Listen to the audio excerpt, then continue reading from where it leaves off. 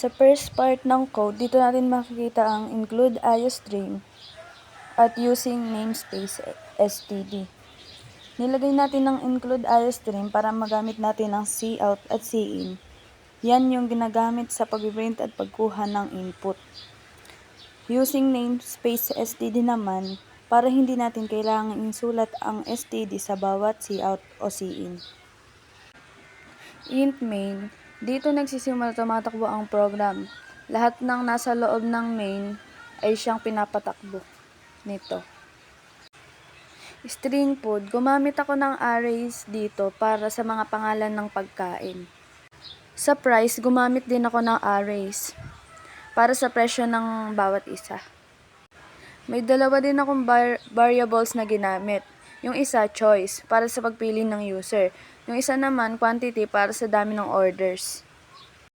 Sa pag-display ng menu, gumamit ako ng for loop. Sa parting ito, gumagamit ako ng for loop para ipakita ang menu.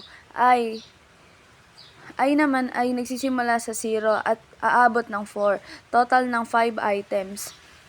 Para magsimula sa 1, sa display, ginagamit ko ang I plus 1, kaya lalabas parang 1 pizza equals 89.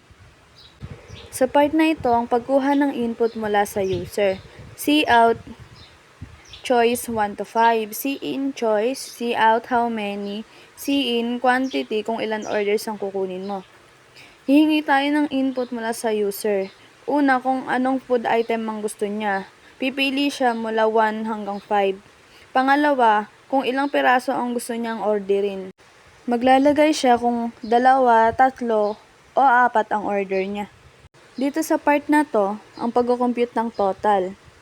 Cout, double back arrow, double quotation, total, double back arrow, price, double array, choice, equals 1 times quantity, and line. Dito naman natin kinocompute ang total. Ginagamit natin ang price, double arrays, choice 1 para makuha ang tamang presyo sa array. Dahil array starts at 0. Tapos, imumultiply natin sa quantity para makuha ang kabuuang presyo. Ito ang kakalabasan ng code kapag nirun natin.